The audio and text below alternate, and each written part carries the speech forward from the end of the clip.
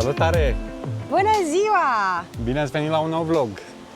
Astăzi am ajuns într-un loc în care eu nu am mai fost niciodată.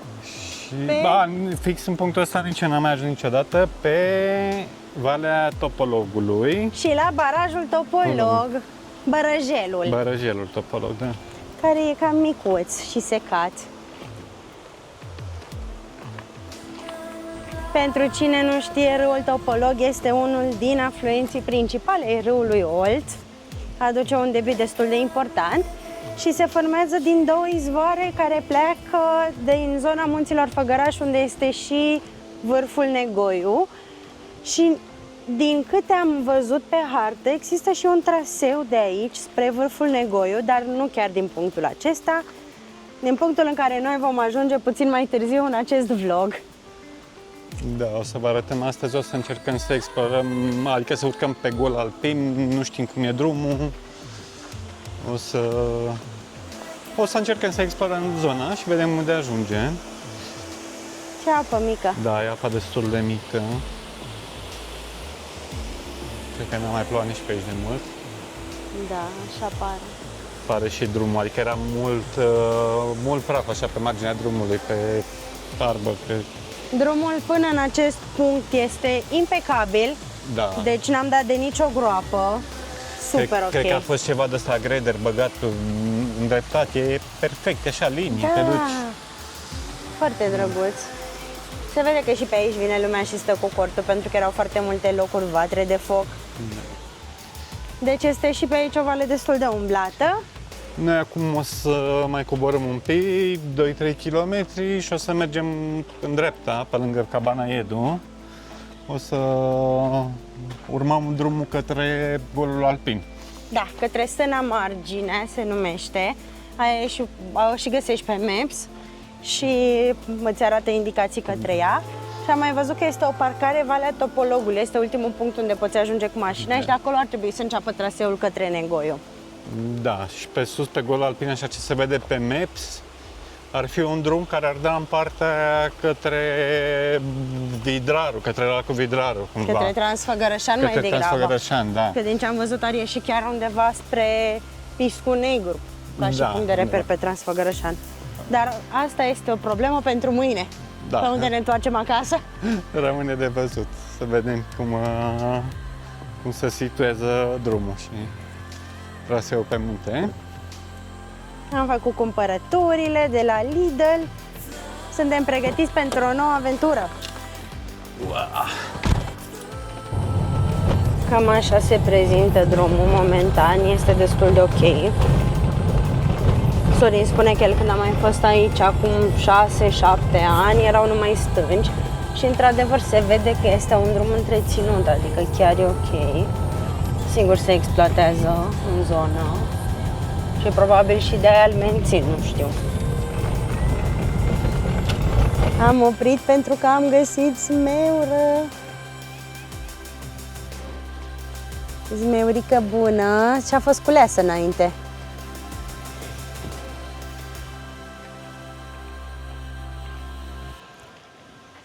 Neurica, bună? Ah, mamă, ce bună e!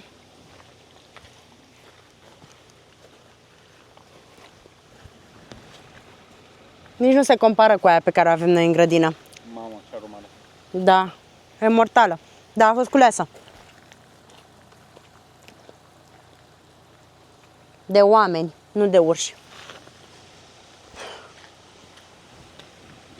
Astea-s rămășițele.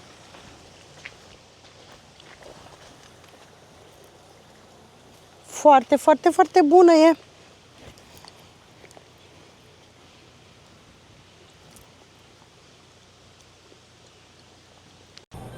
Și am găsit și singura amură dintr-o tufă. Erau foarte, foarte multe verzi, cum e. Crișoară, da, bună. Dacă mai găsim, ne mai oprim. Jumătate de oră mai târziu, noi acum am terminat de mâncat zmeură. Care a fost cea mai bună zmeură mâncată vreodată, ever. Deci nu exagerezi, zici că ai pus zahăr pe ea, atât de dulce era. Și aromată, cu aroma așa intensă de... Și noi am mai mâncat zmeură și la munte și la Pecinegu, avem și în grădină multă zmeură, dar nu se compară cu asta. E prea bună. A fost top number one, a urcat în clasament. Și dacă mai găsim tufe, mai oprim. Drumul tot la fel de bun este. Nici o schimbare până acum. Uite aici ce excavat e. E clar că cineva întreține acest drum. Nu știm cine sau cu ce scop, dar noi îl folosim. Mai avem foarte, foarte puțin să ieșim în gol alpin. Cred că un kilometru maxim. Ei, de-abia aștept.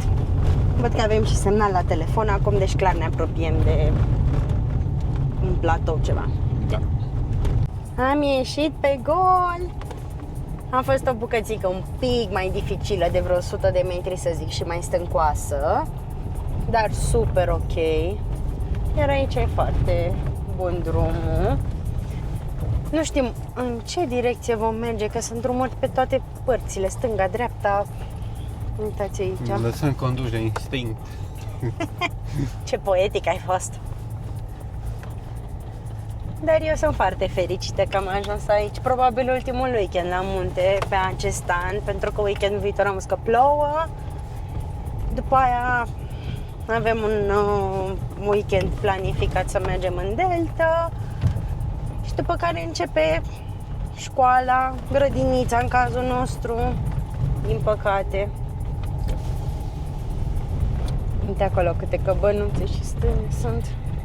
Probabil la e stâna marginea. Cred că da. Îmi place și că nu e soare. Să vedem aici. Vârful Negoiu. Prin Valea Topologului. 6 ore jumate. Cabana cumpăna prin Clăbucet. Sata Refu prin Ștubeaua Munțișor. Da. Ok, deci clar iese și în Argeș. Aici nu înțeleg ce scrie. Negoiu. Șaua Pădeanu, Muntele Pădeanu, Șaua Lespe, Scăldarea Berbecilor. Ok. Măcar avem o idee.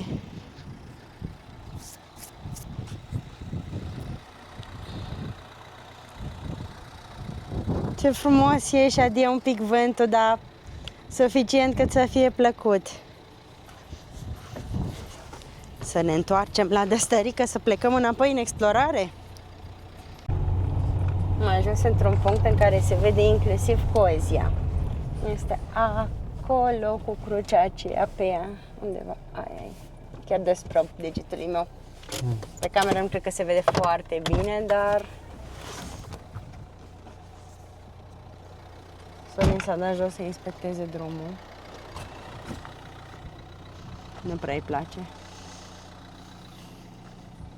Adică drumul nu-i place, e cam prost.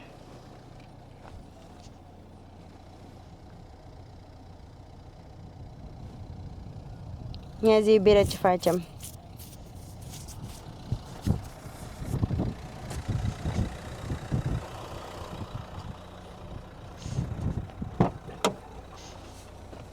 Ia zi. Ce? Ce facem? Mai mergem un pic, nu știu, aici e o stână. Păi stâna, n-ai marginea. Nu știu dacă e aia neapărat. Ba da, aia e conform hărții.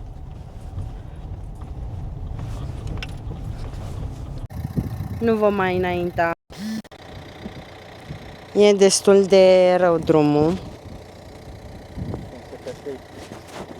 Aoleu.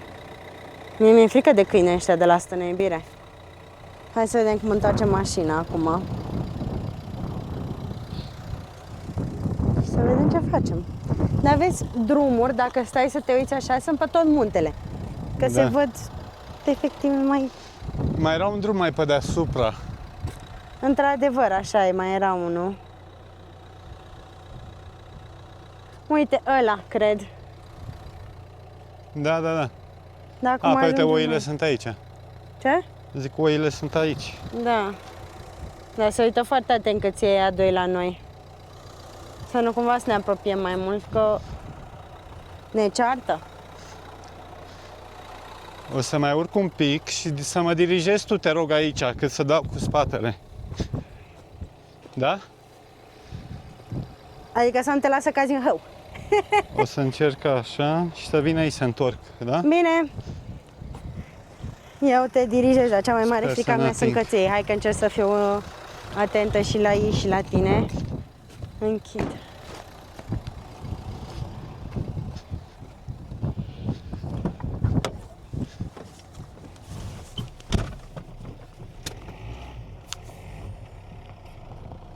Acum încercăm varianta prin stânga indicatorului, că prin dreapta n-am reușit. Vom vedea noi unde ajungem, undeva ajungem și noi. Este un peisaj superb. Ups! Ia uitați că sunt primele mașini de care dăm până acum. Deci până acum n-am dat de nicio altă mașină. Eu îi întreb unde au fost și unde se duc. Stai că cred că e Bogdan. Așa? A băgut? Eu tind să cred că drumul acela de acolo de jos pe care îl vedeți este Transfăgărășanu. Hai să vedem și pe hartă. Sunt aproape sigură că, uite, continuă drumul pe acolo, vezi? Deci suntem undeva deasupra lui noi. Hai să ne uităm și un pic pe hartă. Maps. Ia uite. Și aici e Piscu Negru. Iubire, dacă ai avea cum să cobor, ajungem direct pe Transfăgărășan, da? Da. Nu, a zis că n-ai cum. Să aici să cobor doar pe jos. Deci au zis că n-ai cum, nu? Da. Și ce noroc să dăm de oameni cunoscuți pe aici. Așa suntem noi norocoși în anumite privințe, în altele nu. Da. Și pe acolo probabil e spre fereastra zmeilor, nu? Cred că da. Ia zi-ne, cu cine te întâlnești tu pe toate coclaurile? Cu colegi de generală, cu prieteni, cunoștințe. Într-un loc în care sunt primele 3 mașini pe care le-am văzut cunoscute. Ei ne-au zis unde am putea să mergem, să campăm și ei au campat azi noapte aici, au dormit și au urcat pe Negoiu de dimineață. Noi nu vom face activități din astea, că nu ne țin picioarele, pe ale mele nu corectăm. Nu.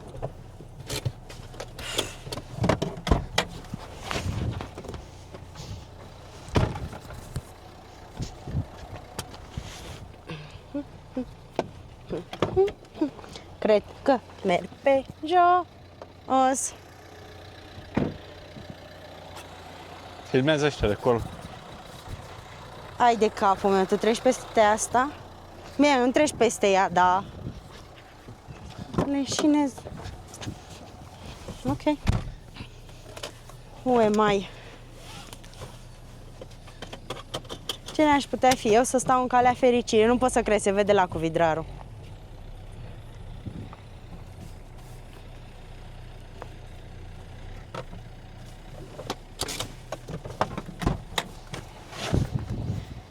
Mie așa îmi plac șoferii ăștia.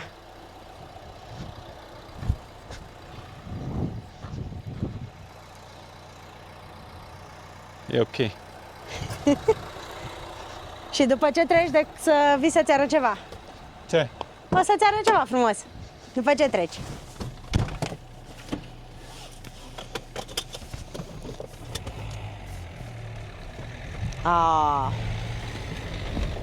Lejer.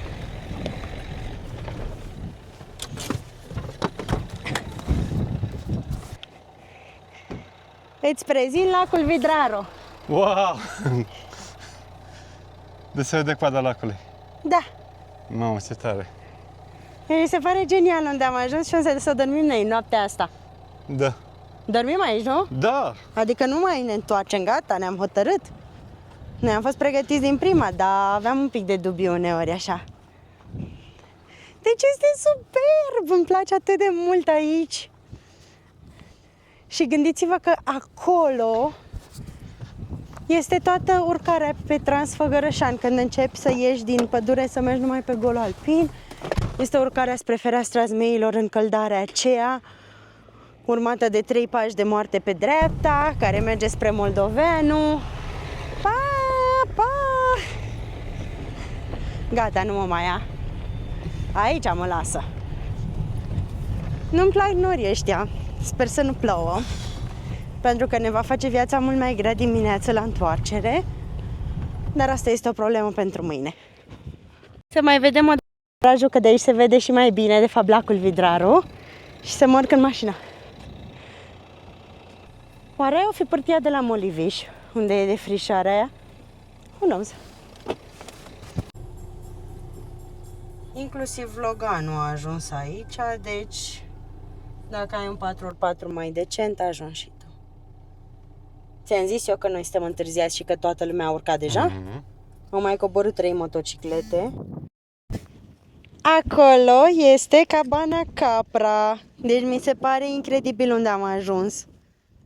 Și că noi nu știam de zona asta până acum niciodată.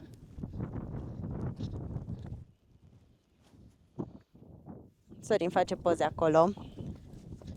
Și, conform Map Satellite, ar fi un drum care coboară la Piscu Negru, dar nu știu care ar putea fi.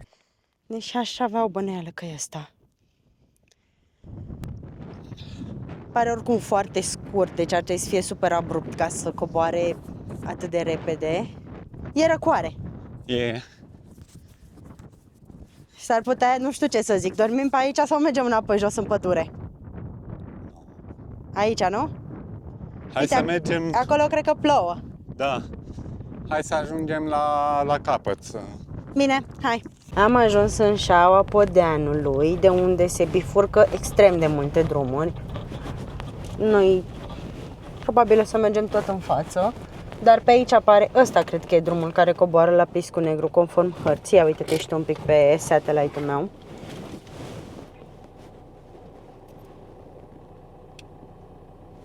Nu se înfunde, nu? Ia, tu du-te la următorul. Asta. Da. Vezi? Deci ar fi ăla de acolo. Dar asta e o problemă pentru mâine dimineață. Acum să ajungem într-o zonă un pic mai adăpostită, pentru că bate vântul destul de rău. Să găsim un loc să dormim. Cred că ajungem aici, până lângă pădure. Super. De data asta am fost eu verificatorul de drum. Până acolo, pe acolo trece, dar aici eu am emoții. Până aici e foarte ok. Aștept să vină. Să-i cer părerea lui aici.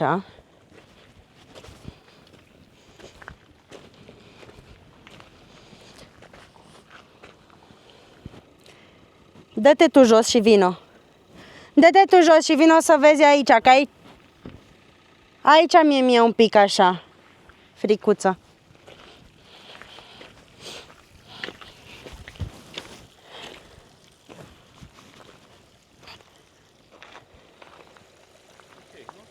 Mă, eu zic că da.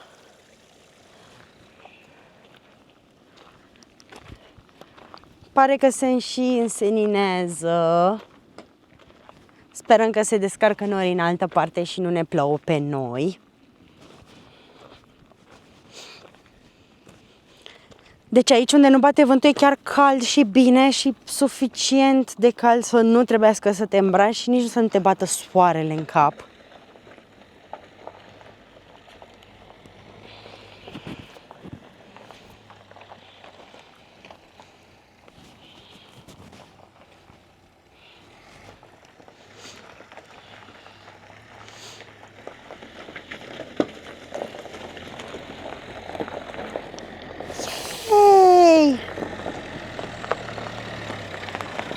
Să nu-mi calci picioarele.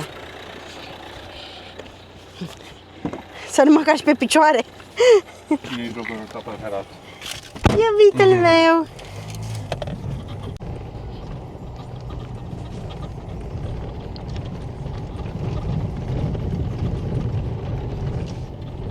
Am primit o avertizare de ploi torențiale de acum până la ora 5:30, adică în următoarea oră. Până atunci sperăm că ajungem și noi la locul de camping, să fim liniștiți. De data asta l-am trimis pe el la datorie. E ok? E ok? Da. L-am trimis pe tine la datorie de data asta. Da. Tu ai fost în recunoaștere. Îmi fac și eu pașii.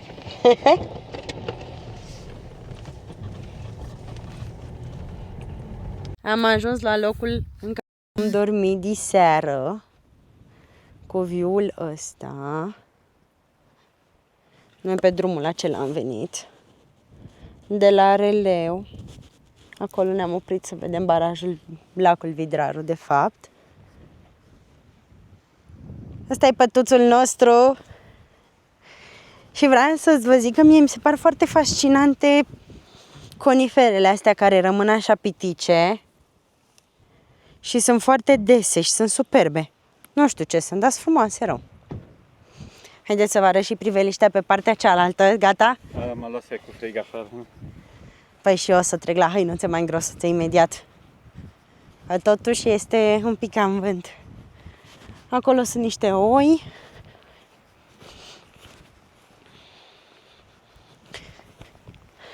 Ia vezi, e caldă vatra de foc, să vedem și noi dacă mai fost cineva aici înainte. Se aude o apă în partea de jos. Sper să se fi înșelat roalertul și să nu plouă, ca să nu ne încurce planurile pentru mâine, să fie iarba udă. Stau eu mai stresată în de alta. Se aude o apă jos, iubire.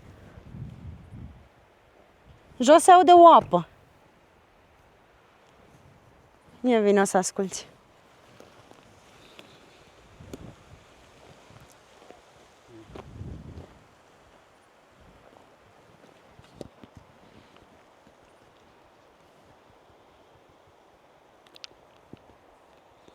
Iar noi suntem pe hartă aici. Aici este Valea Topologului, parcarea aceea pe care noi n-am găsit-o. Și dacă micșorăm un pic... Mă ajut și pe mine, te rog? Să ții camera? Sigur. Mulțumesc. Hai că vreau să identific care ar fi negoiul.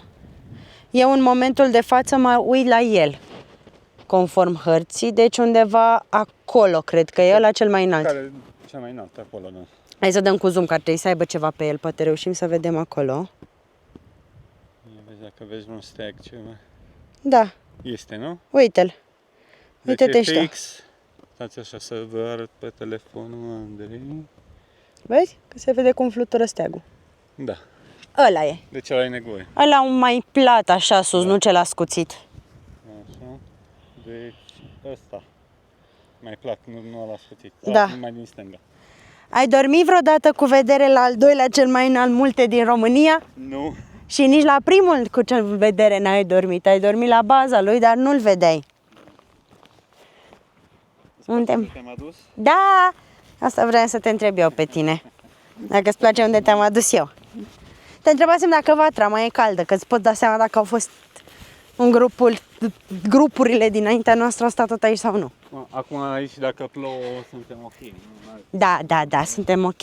Am citit eu că nu te poate lovi fulgerul în mașină, că se face efectul de cușcă Fahrenheit sau Faraday, dar să nu te atingi de elementele metalice. Am vrut să par mai bărbat, așa, mai tare, dar tu când ai spus atunci ro alert, aolă, nu mai pot de frică, mama m-a luat cu niște palpitații, dar abia mai conduceam pe aici.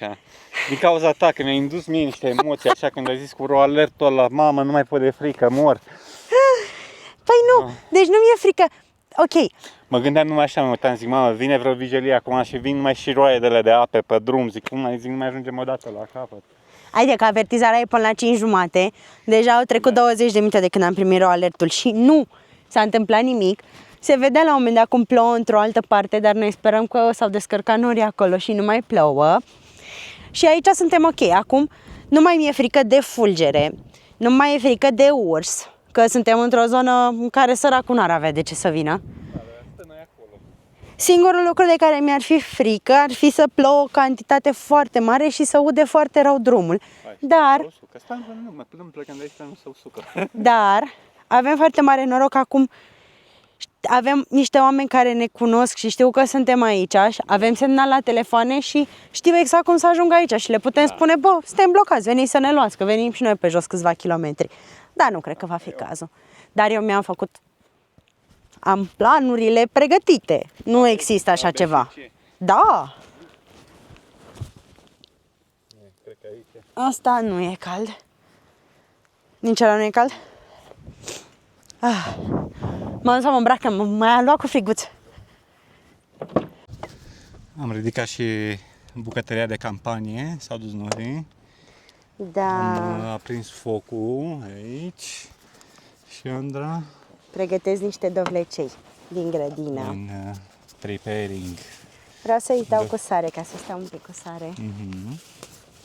I-am decojit, că erau foarte mari, să nu fie coaja prea tare. Ca să-i facem înainte de carne, că ei se fac destul de greu totuși. Da, pe cred că o să pun și eu ușor cărbunii la... Carnea cred că o să se facă foarte repede. Cred că mai degrabă ne ocupăm și de cartofi. Ce părere ai? Da. Te ocupi tu? Mă ocup eu. Nu știu cum vom reuși, că bate vântul din toate părțile. Da, deci s-a înseninat superb. Este un cer albastru în partea aia, nu cred că vedeți voi. În spatele nostru mai e un pic de nord, dar nu e foarte tare. Dar bate vântul, asta este singurul lucru care ne deranjează un pic. Te ia din toate părțile posibile. Da, dacă ar fi fost un pic mai predictibil. Da. Iubirea e mâncând dovlecei până ne iese pe nas. La câți ani. Pregătim și cartofiorii. Yummy! Punem ușor. Noi aveam o butelie de când cumpărasem aragazul ăsta și zic, bă, dar nu se cere să încinge. Și era săraca, mai avea o scărială. Eu am venit cu ideea că probabil asta este. Give me credit. Da, corect. Tu ai fost Glumesc, iubire, glumesc. cea care ai zis că să verific Avem și luminițele astea. Vrei să le punem pe undeva pe mașină? Sau la? Vedem noi.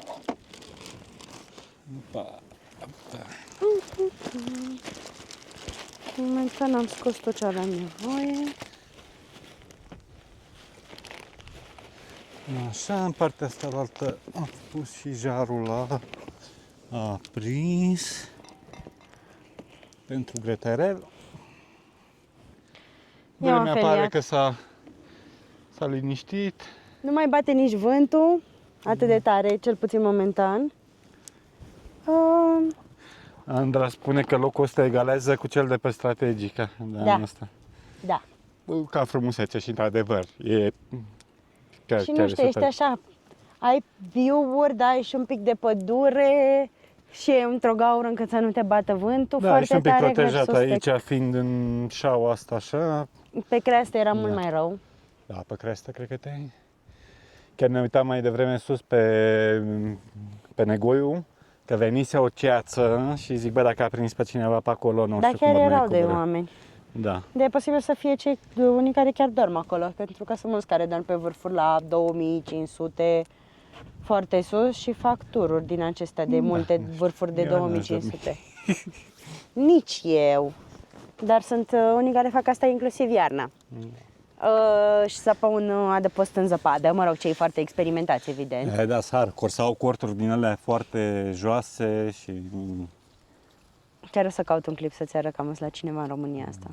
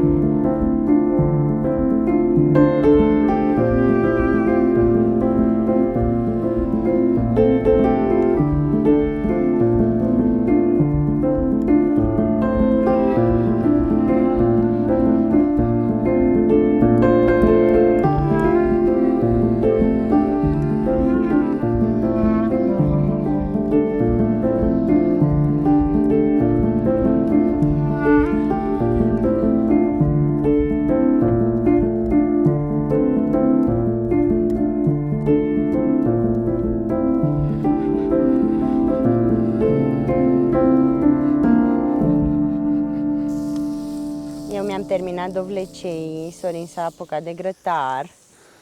Am scos și prima tură de cartofi aici. Un pic fierți. Nu sunt chiar prăjiți, dar sunt buni. Mai avem acolo alți cartofi. Dacă vrei, facem și două ochiuri peste cartofii aia prăjiți. Da. Cât să și mănânci. Trebuie să ne păstrăm și pentru dimineață, că noi am greșit de fiecare dată când mergeam la camping. Mâncam seara mult și dimineața ne uitam la lung la mâncare, că nu mai puteam. Mai avem cărnăciori, cred că îi păstrăm pentru dimineața. Nu. Nu? Vrei să pun și niște cărnăciori? Da, poți să păstrezi și doi pentru dimineață cu ouă prăjite, da? Ar merge și acum unul. Bine. Acolo ia ieșit soarele. Să vedem cârnații de pleșcoi.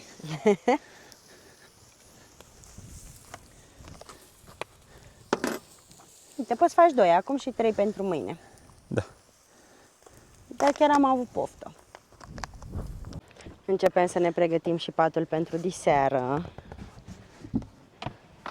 Am golit portbagajul la Duster și probabil o să vă arătăm rezultatul final, să nu vă plictisim cu prea multe detalii.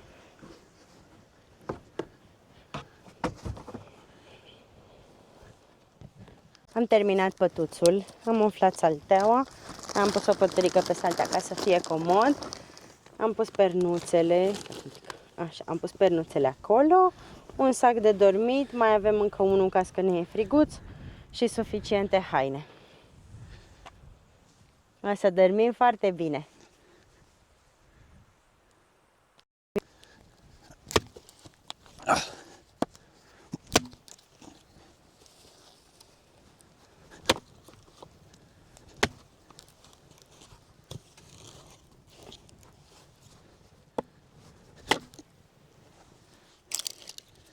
Bravo!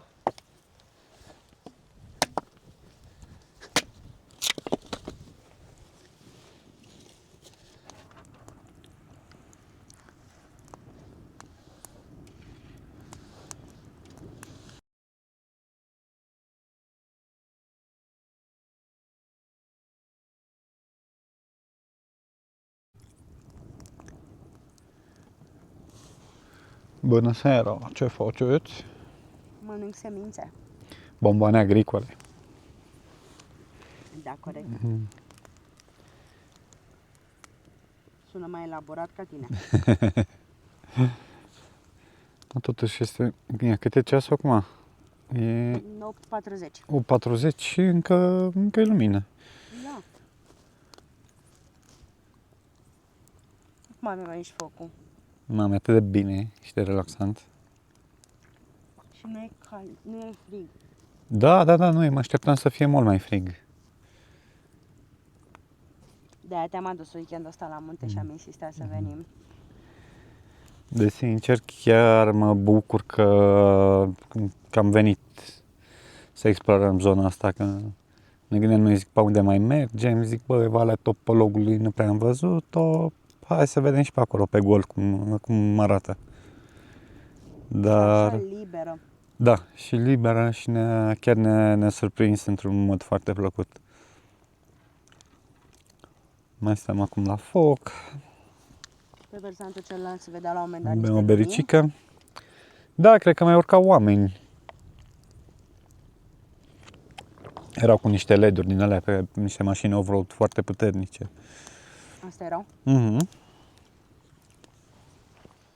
Că mi-a zis Sandra mie, uite ceva acolo, să de ce acolo, am crezut că e vreun urs. Deja mă panicase. Am sărit un pic, mă panicase. Da, nu. Dacă era vreun urs, nu ziceam liniștită, uite ceva acolo. Cred că ziceam sări mașina.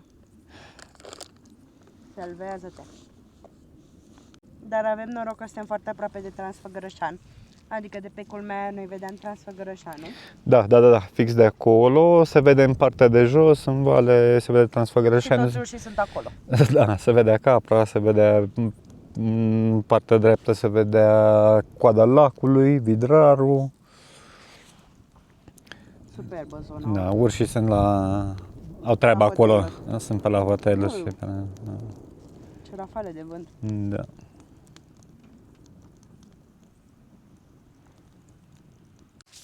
Bună dimineața! Bună dimineața! Ne-am trezit și noi. Ne facem mâncărica cu acest peisaj superb. Între timp s-a umplut de vizitatori. De oameni care au venit la cules de Afine. Da. Văzusem și noi ieri niște, le-am zis că sunt ceva bobiți, o trăvitoare. Mie nici nu mi-ai arătat, le-ai văzut doar tu. Văzusem mai aici când am căutat lemne. Da. Cum ai dormit? Binișor, câteva treziri. Da. Bine, e normal că nu dorm ca la Da. tine acasă, dar pe total ne-am odihnit destul de multe ore. Da. Adică ne-am băgat, cred că pe la 10 la somn și ne-am trezit pe la 9. Da. Cu așa. Cu treziri între... Da. Da, a fost super. Da, super bine a fost. Și n-a fost frig, mă așteptam să fie mult mai frig, adică am dormit în pantaloni scurți și o bluză. Eu am avut și polarul pe mine, dar mi-a fost bine. Nu mi-a fost frig, a fost super ok. Hai să mâncăm și să vedem ce facem în continuare. Da. Păi cred că o să mâncăm și poate mai explorăm zona. De acord. I-am spus lui Andra să facem schimb de locuri, că eu sunt neîndemânat, e greu la spartă ouă. Și ghiciți ce a făcut? M-am trecut. A vrut să mă întreacă la neîndemânare. Să nu mai pui pe mine să fac tot. Am strâns și am plecat. Gata, aventura noastră din locul acesta. Vedem ce mai putem explora. Au venit la un moment dat 3 mașini în căutare de afine și nu au găsit. Erau foarte puține și unii ne-au spus că nu sunt afine, sunt coacăze albastre.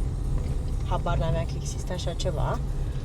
Și ca să-și scoată banii de motorină vreau să ne vândă un binoclu. Bine, dar era un binoclu mișto, adică nu era cum îl avem noi pe la lui Evan. Nu, era mare diferență, tot la fel se vede. A, da? Da. A, bine. Iar acum am plecat pentru că vedem că și pe drum nu apare nicio mașină, că n-ai. Dacă te întâlnești 2 mașini, ai ce să faci aici?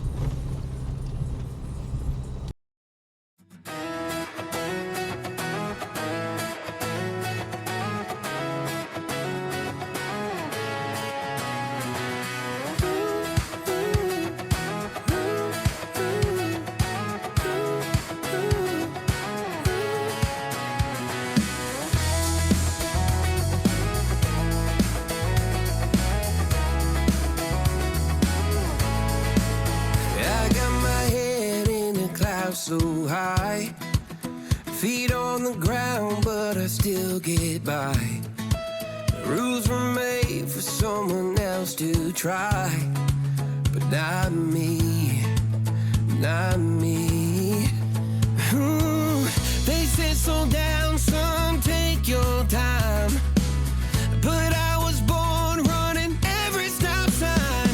Sky is the limit, no chance to hold. Sky is the limit, I'm breaking the mold. Sky is the limit, I'm out of control tonight.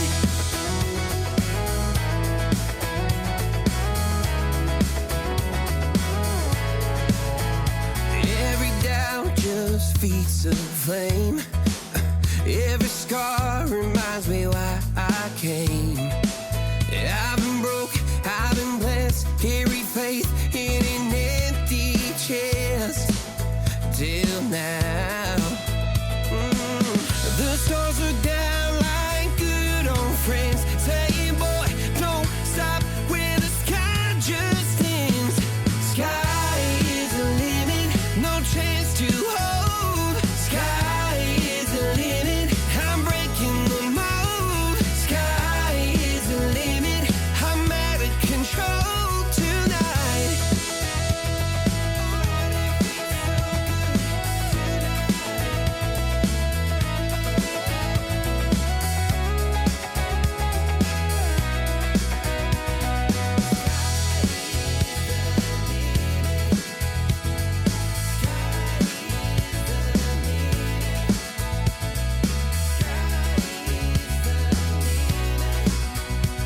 Sky is the limit, no chance to hold. Sky is the limit, I'm breaking the mold. Sky is the limit, I'm out of control tonight. Sky is the limit, no chance to hold.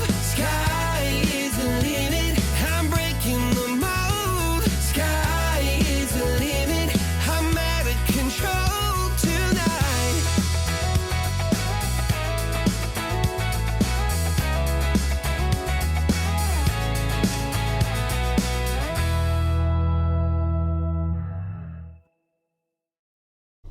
Am făcut o mică pauză.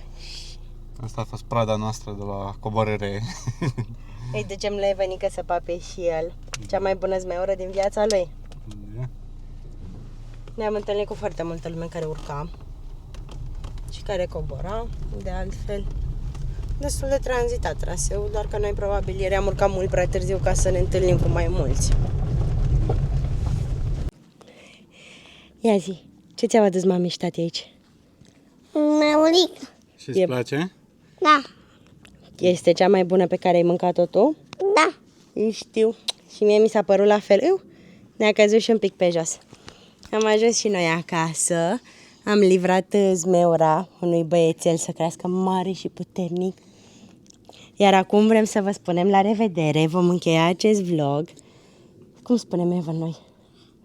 Mulțumesc. Mulțumim că ne-ați urmărit. Like, subscribe și să creștem canalul. Nu uitați să Bravo, dați un like iubitul. și subscribe, cum a spus Evan, ca să creștem canalul. Mulțumim și ne vedem în următorul vlog. La revedere! La revedere!